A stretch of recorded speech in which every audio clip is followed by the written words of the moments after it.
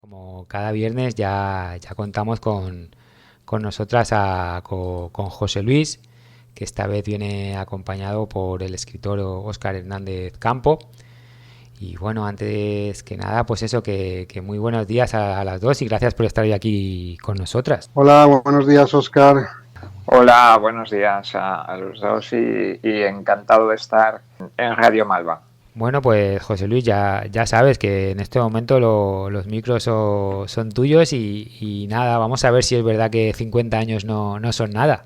Sí, eso nos gusta pensar a todos, ¿no? Muy bien, pues muchas gracias, Oscar, y bienvenido, Oscar Hernández Campano.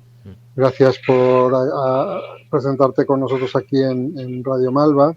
Y bueno, pues como ha comentado Oscar, pues contamos con el donostiarra, el escritor Oscar Hernández Campano, que desde prácticamente su más tierna infancia ha escrito, ¿no? Cuéntanos un poco, Oscar, cómo te dio por escribir y en la juventud, qué experiencias viviste a través de la literatura, ¿no?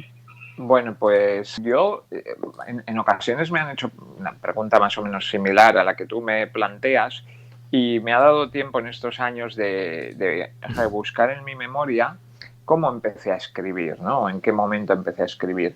Y lo que recuerdo de cuando era muy niño, pero muy niño, 3, 4 años, es que, bueno, a mí siempre me han dicho que fui un niño con mucha imaginación e incluso hasta preocupante, o sea, era un típico niño que hablaba solo. Y me decían, pero no sé, ¿qué te pasa? ¿No? Y yo hablaba solo porque yo estaba en mis mundos de Yuppie, ¿no? Pues imaginando mis historias y cualquier cosa era buena para jugar y para soñar y para imaginar. Y recuerdo desde muy pequeño intentar escribir, coger un boli y un papel e intentar imitar, sin saber aún escribir, intentar imitar a los mayores, mover la mano pensando que, bueno, que aquello pues era poco menos que magia, ¿no? O que saldría automáticamente, porque yo tenía ganas ya de contar historias. Y luego además probé a hacer marionetas, todo muy casero y muy artesanal, con calcetines y cosas así. Hice incluso algún cortometraje involucrando toda mi familia, disfrazándolos. Pinté, hasta me dio por pintar. Y claro, digamos que probé diferentes artes con las que quería expresarme y llegué a la conclusión, pienso que por ensayo y error, de que la escritura era el vehículo con el cual yo me podía expresar sin limitaciones. Y ya, pues desde que aprendí a escribir, pues, quizá con 7, 8, 9 años, pues ya empecé a escribir historias, cuentos, sobre todo en clase. Nos fomentaban mucho la escritura y nos incitaban a escribir cuentos, historias, y a mí recuerdo que me quitaban al final los papeles porque nos daban un tiempo y yo pues necesitaba más, y ya me iba complicando, me iba enrollando y al final, bueno, ya está, como sea. Y creo que fue un poco así, ¿no? Yo siempre tuve esa necesidad de contar historias. Sí, porque además, por lo que vemos en tu biografía, ya a los 16 años publicas la primera novela, la aventura más excitante de los últimos 10.000 años, con la Fundación Cucha. No es habitual que alguien publique una novela siendo tan joven. No, no, no lo Además, es, se no lo es. contó con 2 ediciones. ¿Cómo fue que publicaste tan joven una novela? Bueno, pues estos juegos, estas historias que te he comentado antes, pues fueron creciendo, fueron evolucionando y en un momento dado yo tenía en casa una máquina de escribir de estas Olivetis antiguas que pesan 1 tonelada y bueno, pues me puse a escribir a máquina y el juego, la aventura empezó a complicarse, a las tramas fueron creciendo y me di cuenta que allí no era un cuento, que ya tenía una novela.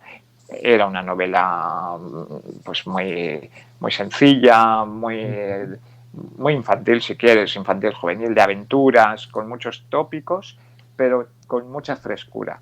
El caso es que, bueno, pues se pasó a limpio y tal, y bueno, con ayuda de mi padre empezamos a intentar moverla un poco y, como has comentado antes, yo soy vasco, soy de Rentería, en Guipúzcoa, y bueno, allí la fundación de la entonces Cucha, Caja de Ahorros Municipal, que luego se fusionó, se hizo Cucha, hoy en día Cuchabank, bueno, pues tenía una fundación cultural, o tiene, que hacía muchas publicaciones de libros, tanto, vamos a decir, de fotografías o de ensayos o de lo que fuera, como algunas narraciones.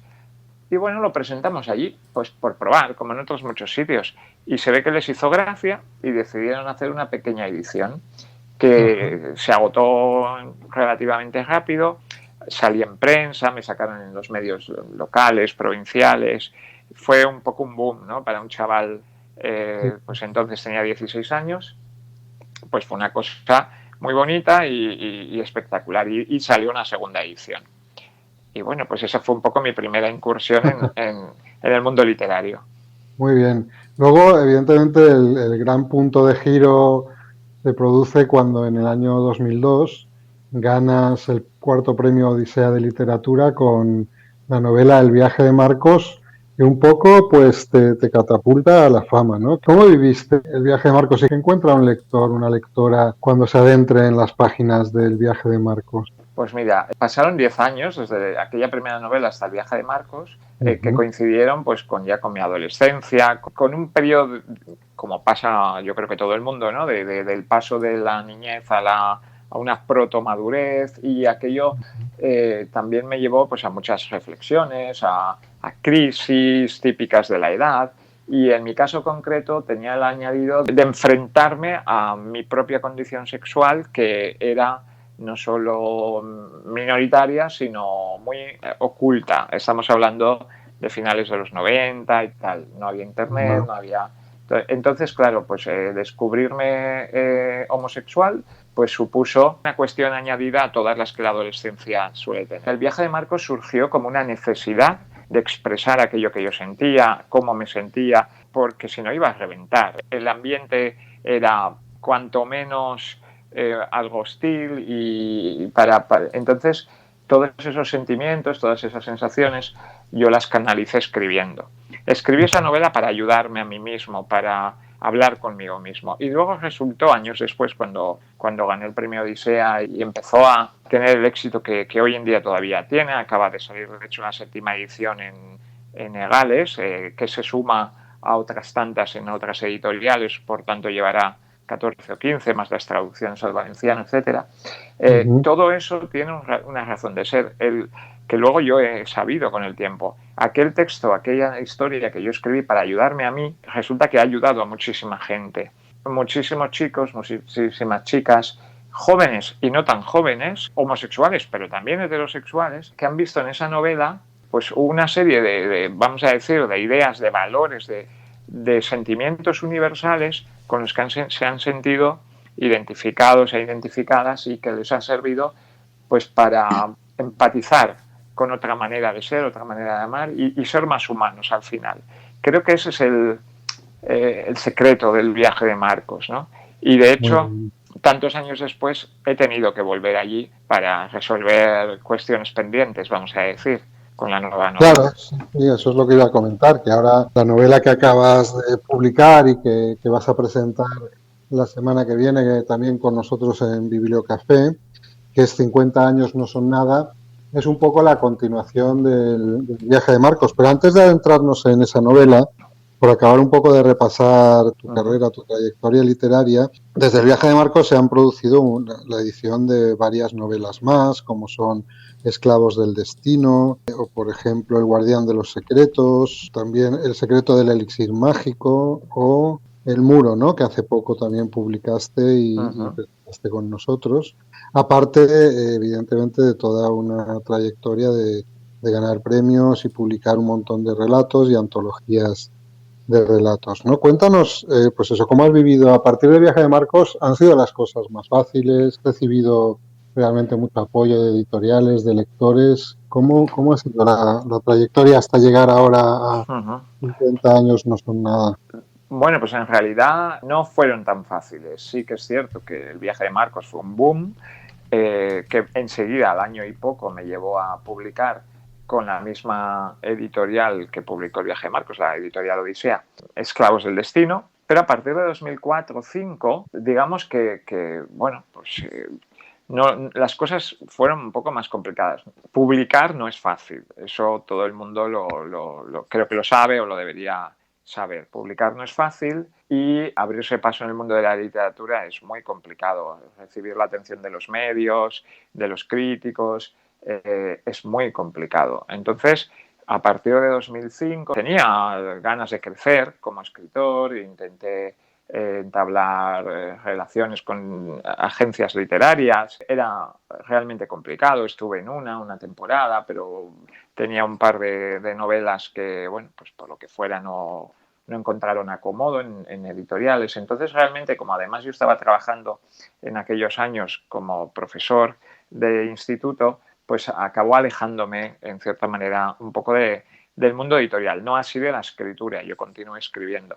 Sin embargo, a partir de 2014, además coincidió que bueno, por razones de salud dejé de trabajar, me buscaron un par de editoriales, cosa que les agradeceré toda la vida, en 2014 además coincidió, para participar en sendas antologías de relatos con otros muchos autores y querían que el autor del viaje de Marcos estuviera allí también. Es decir, la gente 12 años después se acordaba de mí. El viaje de Marcos había sido tan potente y había marcado tanto a tantas personas que 12 años después me buscaron. Bueno, aquello, digamos, me devolvió en cierta manera a primera línea y me devolvió la ilusión, así de claro, porque resulta que dos editoriales diferentes, una en Italia y una en España, me pidieron participar. Y bueno, yo tenía comenzado El Guardián de los Secretos y me animé a continuarla. Y bueno, cuando la terminé, me puse de nuevo a la búsqueda, casi como a comenzar de cero, a la búsqueda de editorial. Y bueno, pues recalé en la editorial Egales, que desde 2016 se ha convertido prácticamente en mi casa, ¿no? Aunque sí que he publicado con otras editoriales también en este tiempo. Pero de 2016 en adelante ya no he parado, realmente no he parado, porque además del Guardián de los Secretos se reeditó, ya que Odisea había cerrado sus puertas, se reeditó El viaje de Marcos y Esclavos del destino también en Egales y empezaron a surgir libros nuevos. 2 antologías de relatos, como tú habías comentado, la última de ellas Ronroneos con la editorial Flores Raras, que bueno, presentamos también en Valencia contigo y es un libro muy especial, muy bonito, que está centrado en el mundo de los gatos. Luego El secreto del elixir mágico con Sargantana, volví un poco a las aventuras. El muro, una novela distópica con Egales, que ha causado sobre todo, digamos que ha incidido en lo que yo quiero hacer como autor, que es sacudir un poco al lector, ¿no? En el buen sentido. Mira, despierta, espabila, ¿no? Mi intención como autor, creo que además que una de las funciones de la literatura es eso, ¿no? Plantear preguntas, invitar a las reflexiones y a veces un poco ser dura, ¿no? La literatura tiene que ser, creo, un poco dura en ocasiones para que los lectores despertemos o no sé, nos impacte en cierta manera. Y creo que con El muro he conseguido ese objetivo. Pero llegó el momento de regresar a Molinos Viejos. Este año de pandemia me dediqué a escribir y bueno, hemos llegado más o menos al presente. La verdad es que en estos 5 años últimos, entre publicaciones nuevas y reediciones, creo que son 7 o 8 libros. Estoy realmente muy, muy, muy contento. Y muy agradecido a lectoras, lectores, editoriales, medios, librerías. Al final es todo un conglomerado de eslabones que conducen desde, digamos, la soledad del escritor hasta la soledad del lector. Y en medio hay toda una serie de pasos imprescindibles a los cuales obviamente estoy eternamente agradecido. Sí, nosotros también, porque así podemos disfrutar de tus libros, de tus historias, de tu literatura. Y bueno, pues ahora llegamos a 2021 y también con la editorial Egales, que ahora hablaremos un poquito de esa editorial, ¿no? Porque es una editorial interesante. Llegamos a 50 años no son nada, que es la continuación de El viaje de Marcos. ¿Cómo has vivido volver a ese mundo 50 años después de los primeros hechos? ¿Y cómo te nació esta nueva novela, esta aproximación a este mundo? Bueno, pues mira, nace de una contradicción. Los humanos somos eminentemente contradictorios y hasta cierto punto absurdos, ¿no? Y yo siempre juré que no escribiría nada sobre Marcos, sobre Molinos Viejos, porque con la primera novela ya lo daba por concluido. Y eso, debido al éxito que tuvo, sobre todo en los primeros años, pues la editorial me lo pedía y yo, no, ni hablar, no, que va. Y muchos lectores también. Pero claro, el tiempo pasa, la gente cambia, el mundo cambia. Tú Yo cambias cambio, también. porque yo, por supuesto. Ahora además, bueno, y quien lea los dos libros lo verá. También cambio como escritor, cambio como persona, cambio como hombre e incluso cambio como gay, ¿no? En el sentido de cómo afrontar o cómo ilustrar o cómo narrar esas realidades. Entonces, hacia 2018-19 empecé, ya habían pasado, porque yo escribí El viaje de Marcos a los 19 años, lo empecé y era el año 95, aunque luego se publicara en 2002 a finales.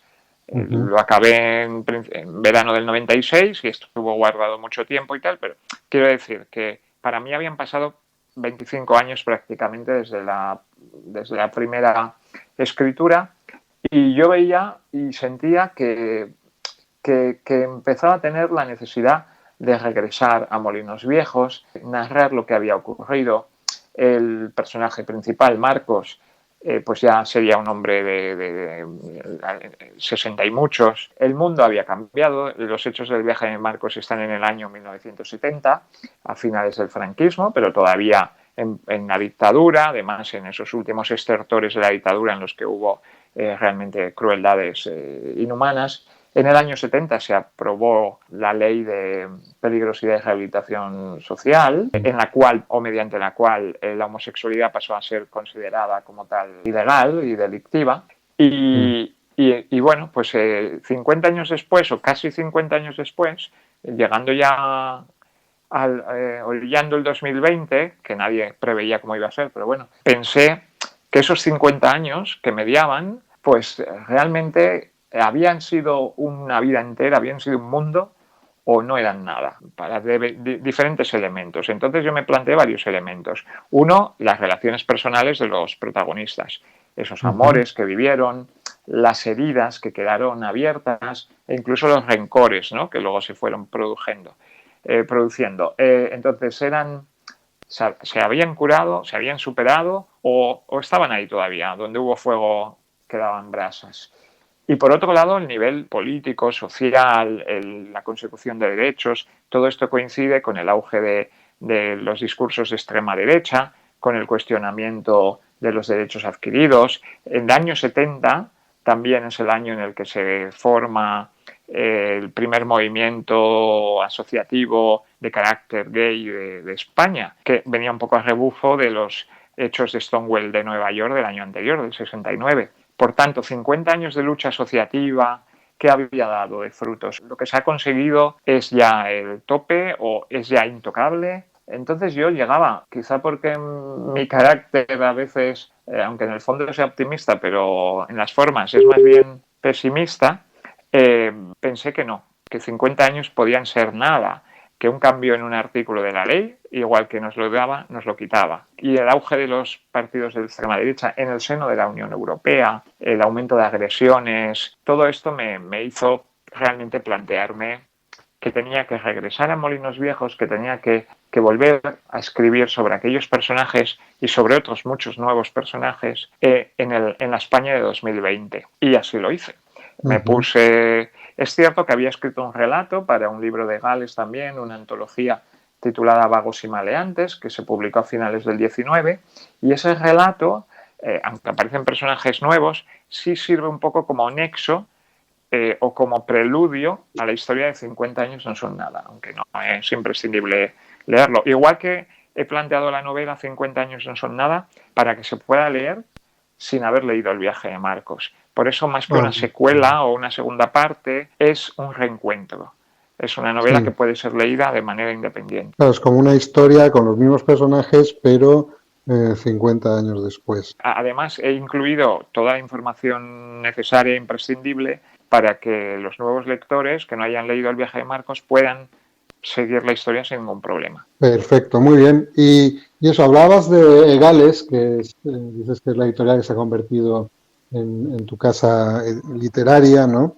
Y Egales es una editorial, para que nuestros oyentes que no la conozcan pues lo sepan, es una editorial que quiere sobre todo es dar visibilidad y difusión a la literatura LGTBI, ¿no? Entonces, cuéntanos un poquito pues cómo es, cómo funciona Sí, bueno, por qué la vida está de una forma tan entrañable, ¿no? Sí, bueno, antes de nada decir que yo soy ¿cómo diría? Multipropietario, en el sentido de que tengo varias casas, ¿no?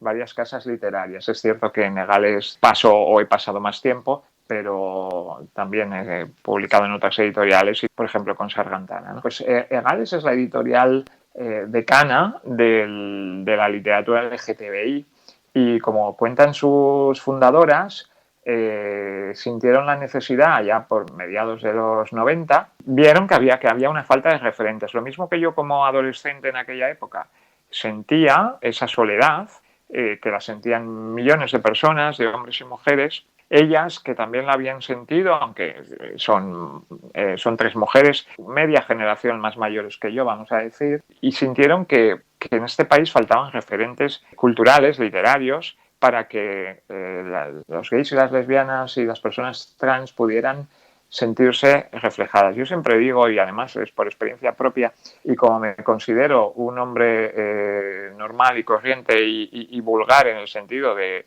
que no creo que soy diferente a la media de las personas, pienso que lo que a mí yo he sentido pues es algo que pueden haber sentido muchísimas personas, y efectivamente parece que así fue. Entonces Egales lo que hizo fue detectar o constatar que no había literatura LGTB en la cual nos sintiéramos reflejados, porque lo que iba a decir, siempre que vemos una película, una serie, una obra de teatro o leemos un libro, las personas en cierta manera nos identificamos con alguno de los personajes. No sé exactamente el mecanismo psicológico cuál será, pero enseguida tendemos a simpatizar más con alguno de los personajes e imaginarnos que somos ese personaje, ¿no? Y eso, en el caso del colectivo LGTBI, tenía muchas complicaciones, porque el 90 y muchos % de los personajes pues son heterosexuales o cis heterosexuales. Y eso al final ahonda en la sensación de soledad y que comentaba antes. Entonces Egales vio esa necesidad y se planteó ponerle remedio, y fundaron una editorial, y en un primer momento, como ellas mismas dicen, se dedicaron a traducir libros, sobre todo del mundo anglosajón, novelas y también ensayos, pues en los cuales había protagonistas o tramas que tenían que ver con el colectivo LGTBI. Yo quiero aprovechar este momento para decir que, en mi opinión, y esto es una opinión personal mía, yo creo que lo que se llama literatura LGTB, como se le quiera decir, no es un género literario como podríamos decir la novela de aventuras o la novela negra o la novela romántica, ¿no? Si queréis, como género, o histórica. Es más bien es una etiqueta, un apellido, una calificación o una cualificación que se le pone a un libro para que sea más fácil de encontrar por los miembros del colectivo LGTBI que buscan referentes en los cuales sentirse identificados, o con los cuales, mejor dicho, sentirse identificados. Porque la novela LGTBI puede ser de aventuras, puede ser de ciencia ficción, puede ser novela negra, puede ser histórica, es decir, es transversal. Lo que pasa es que hay personajes o hay tramas abiertamente del colectivo LGTBI.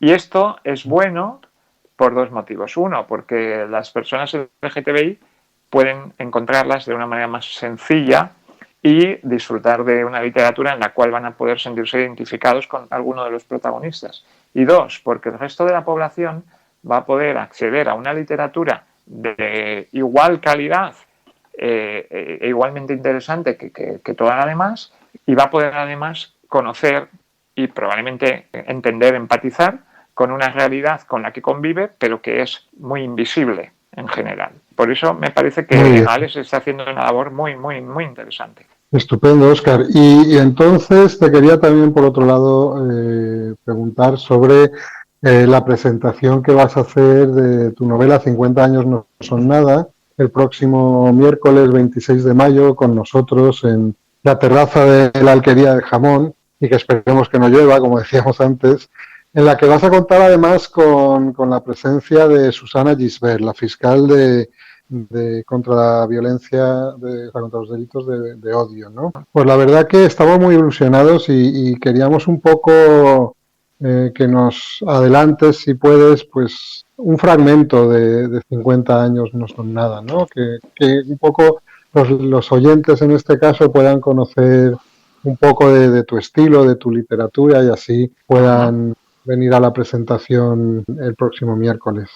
Bien, pues nada, quiero dar las gracias ante todo y antes de que se me olvide, obviamente a vosotros de Bibliocafé por la organización, a la Alquería del Jamón, por cedernos su espacio, ¿no? y poder estar con las medidas de seguridad pertinentes, a Susana Gisbert, que amablemente accedió a presentar la novela, y estoy muy contento porque además su ámbito laboral, pues, en la novela aparece reflejado la problemática, los delitos que ella, pues, con los que tiene que lidiar en su trabajo, y me parecía que podía ser la mejor madrina para esta novela, ¿no? Y bueno, pues invito a todo el mundo a que se acerque el miércoles a las 7 de la tarde, y os voy a leer, si me permites, había seleccionado un par de fragmentos si me da tiempo, pero quería empezar por el principio. Sí.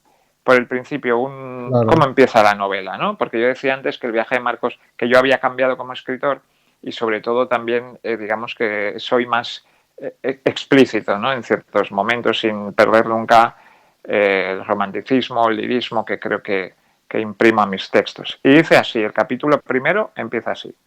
En cuanto dejó de llover, se detuvieron en el arcén y bajaron la capota del coche. Deseaban sentir el viento en sus rostros, la lluvia de sol que se esparcía sobre el mundo tras aquel breve y revitalizador chaparrón, y la sensación de velocidad que colmaba de adrenalina sus cuerpos jóvenes, ávidos de sensaciones y de vida. Se incorporaron al tráfico. Marcos pisó el acelerador, rasgando la desértica autovía con su rutilante Beetle rojo, como si de una gota de sangre recorriendo una herida se tratase. Ariel, por su parte, conectó su teléfono móvil al sistema de sonido del vehículo y, tras seleccionar una colección de canciones, pulsó el play. Marcos miró sonriendo a su novio, en cuanto escuchó las primeras notas, apartando un segundo la mirada de la carretera vacía. Eso hasta ahí. Y después, este Marcos que conduce el coche, esto es un pequeñísimo spoiler, pero es el nieto del Marcos original, al que aludo en este otro fragmento que os cuento ahora, que os leo ahora. En otro, unas páginas, como 80 páginas después. En otro lugar del pueblo, el otro Marcos también se encaminaba hacia el pasado. Los recuerdos que había sacado a la luz durante el viaje en globo seguían anudados a su garganta. Era una sensación que lo visitaba de vez en cuando y que lo embargaba durante algunas horas. Una melancolía espesa que lo aturdía. En los momentos de nostalgia se refugiaba en 2 o 3 lugares. Visitaba el molino a primera o a última hora, cuando no había turistas, aunque solo lo observaba desde los alrededores, ya que nunca se atrevió a entrar. Otras veces se encerraba en la habitación para abrir la caja fuerte en la que conservaba algunos papeles importantes. No obstante, lo más habitual era escabullirse hasta el solar ubicado detrás de la iglesia. Era hacia ese último lugar donde dirigía sus pasos tras haber dejado a Félix en la hospedería, atendiendo las reservas y el teléfono, y con la excusa de acercarse al mercado. Marcos sorteó la valla metálica, que se abría sin esfuerzo, salvo el necesario para sostenerla sobre sus goznes y evitar así un desagradable chirrido. En cuanto entró en el descampado, se acercó hacia el lugar donde habían matado a su hermano, para dejar unas flores en el punto exacto en el que su gemelo falleció. Susurró una breve oración y después se encaminó hacia aquel viejo coche que visitaba de vez en cuando. Bueno, he querido leer estos 2 fragmentos, uno porque aparece el joven Marcos, que coprotagoniza la novela, nieto del primero, y el viejo Marcos, el original, el del viaje de Marcos, sigue ahí con su melancolía, por eso hablaba de lo de los 50 años, ¿no? En 50 años pues siguen heridas abiertas, pero hay sangre nueva y joven que viene a ayudar, ¿no? Pues oye, la verdad que muy, muy bonitos y muy esperados este libro, muy esperado. Yo creo que por muchísimos lectores y lectoras que han disfrutado del viaje de Marcos y de tus restantes novelas y relatos durante todos estos años. Y bueno, ya para terminar, si acaso, quería preguntarte, porque yo veo que tú eres un escritor muy, muy activo en redes sociales. Estás constantemente publicando en Twitter, en Facebook, y en Instagram. Entonces, pues, ¿cómo has vivido tú la incorporación de las redes sociales al marketing de los escritores, ¿no? Y qué pros y qué contras has vivido durante estos años, ¿no? Bueno, pues para mí, como todo en esta vida y todo lo que hacemos las personas, tiene diferentes vertientes, ¿no? Para mí ha sido una manera maravillosa de conectar con mis lectores y mis lectoras y de tener una relación muy fluida, la verdad, con todos ellos. Porque cuando empecé, me acuerdo, y tengo aún guardados, cuando publiqué El viaje de Marcos, empecé a recibir esporádicamente algún email que llegaba a la editorial y que la editorial luego me rebotaba a mí. A partir de, no sé si la segunda o la tercera edición, les pedí que incorporaran en un correo electrónico mío y ya me empezaron a llegar emails a mí, poco a poco, cada vez más, y además de lo bonito fue que de todo el mundo. Pero luego llegaron, ya en esta última etapa, a partir de 2016, 15-16, cuando he publicado más, ya me incorporé a redes sociales. Al principio era bastante reacio, usaba el Facebook a nivel personal y tal, no tenía ni siquiera Twitter ni nada, pero me di cuenta de que era un vehículo que podía ser muy útil, además de para dar a conocer mis publicaciones, para mantener un poco ese feedback, ¿no?, que usan ahora el término en inglés, con los lectores. Y bueno, me abrí Facebook, una página expresa para escritor, el Twitter, el Instagram, me hice una página web que todo el mundo puede ver, www.oscarhernandezcampano, todo junto.com. Y ahí además, bueno, pues me sirve un poco también para ir acumulando publicaciones, como una hemeroteca, una biblioteca.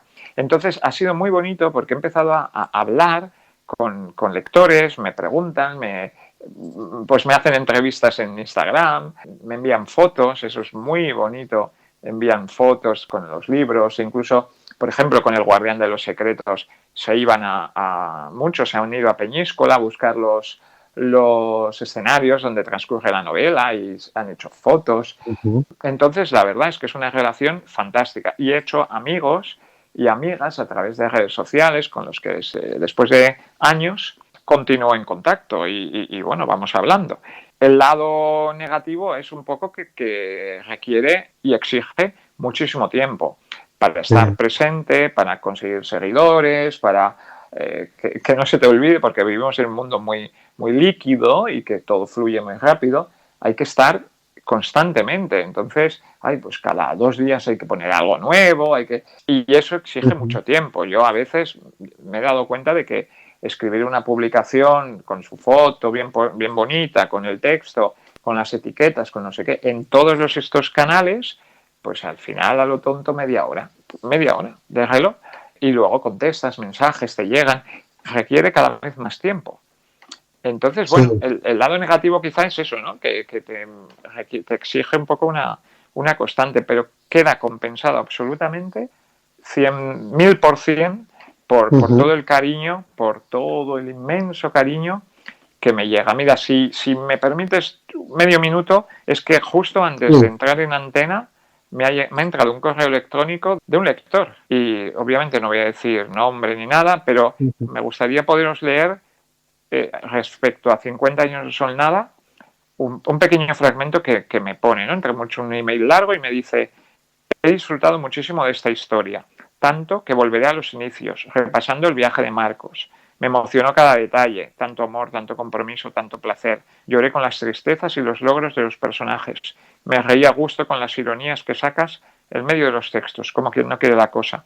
Me dio nostalgia reconocer algunos personajes coincidentes con los de la vida real, las referencias al cine y otros grandes de la literatura. Disfruté tu presencia en muchos rincones y se me quedó una sonrisa en la cara con la última frase del libro. Es que me emociona y todo, porque es que es tanto cariño que me llega, de verdad, es alucinante. Y este libro, además de todas estas cosas, está consiguiendo convertirse como si fuera una primera parte del viaje de Marcos. O sea, está consiguiendo que muchos lectores lean este libro y después digan, ahora quiero leer el viaje de Marcos, cuando no lo habían leído, por ejemplo.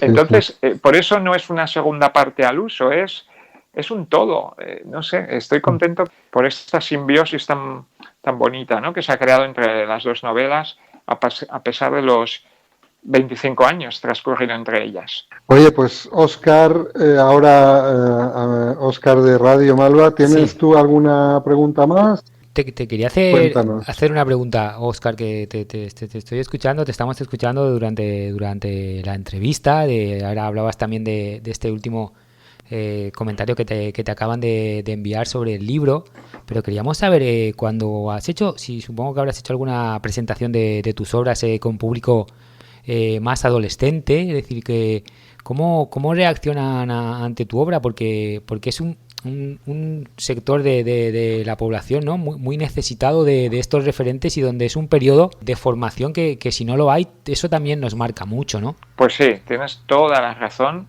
Y mira, te contaré que precisamente con el viaje de Marcos he tenido unas experiencias muy, muy, muy bonitas.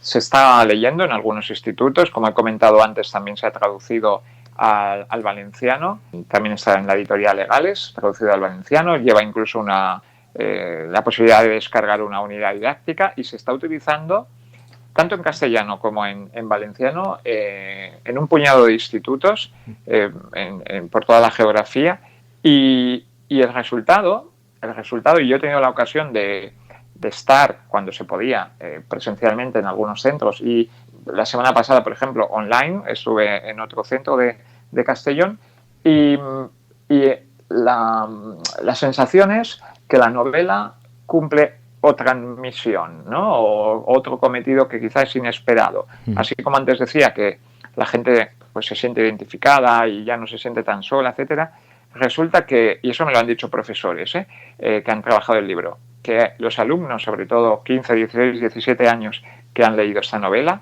además de disfrutarla, emocionarse, etcétera, etcétera, llegan a una serie de conclusiones, y entre otras llegan a la conclusión de que a veces, o en ocasiones, han sido o han tenido comportamientos de carácter homófobo, y en muchas ocasiones ha sido de manera inconsciente. ¿Por qué? Pues porque vivimos en una sociedad impregnada de una serie de prejuicios desde hace muchísimos años, como el machismo, por ejemplo, pero también como la homofobia y la transfobia. Y eso está en el lenguaje, está en los chistes, está en los comentarios, está en las actitudes. Y los chavales lo reproducen de la manera más inconsciente en la mayor parte de los casos, y algunos ya mala leche, ¿no? Pero sobre todo los que lo hacen de manera inconsciente, al leer el libro dijeron, vaya, resulta que... Y eso se lo han dicho los profes y ellos a mí, e incluso a veces alumnos a mí. Estoy contando una serie de chistes, haciendo una serie de bromas, metiéndome con no sé quién, este chico o esta chica, y resulta que eso le está haciendo daño. O sea, sí, no eran conscientes de hacer daño, no eran conscientes de que esos chistes o esas burlas pueden estar socavando los cimientos de una persona hasta el punto de arrastrarla pues a una depresión o más allá. Y si eso se ha conseguido con el viaje de Marcos, pues yo, la verdad, estoy, pues en fin, no tengo palabras, totalmente agradecido y feliz, porque si esto ha ayudado para que un adolescente deje de sufrir acoso escolar, por ejemplo, ya está. Ya he cumplido mi misión en este mundo. Y eso, por fortuna, lo ha conseguido el viaje de Marcos, y espero que con 50 años no son nada, pues se pueda profundizar también en este trabajo, ¿no? Por eso, una gran labor la que hacen los docentes, haciendo a los alumnos también leer literatura contemporánea y trabajando ciertos valores, ¿no?, de empatía y de solidaridad y de humanidad, al final, ¿no?, de humanismo. Yo agradecidísimo. La verdad que sí, que si algo ha de servir la literatura, tiene que ser también para estas cosas. Y encantados, Óscar, de haberte tenido hoy con nosotros. Sí. Encantados de verte el próximo miércoles en la presentación de 50 años no son nada, que todo el mundo pues puede apuntarse llamando a nuestro teléfono o escribiéndonos a nuestro correo electrónico. Y por nosotros, el otro Óscar, nada más. Nada, nosotras muy agradecidas. Eso, recordar que pueden entrar en Bibliocafé, que ahí.es, que ahí van a encontrar toda la información. Y bueno, pues que vaya genial esa presentación, Óscar. Y nada, que para lo que queráis aquí estamos, de verdad que muy agradecidas. Muchísimas gracias por invitarme, por abrirme vuestros micrófonos y gracias Óscar y gracias José Luis. Nos vemos el miércoles. Está todo el mundo invitado y un placer, de verdad. Muchísimas gracias. Seguimos en contacto, José Luis, que tengáis un buen fin de semana.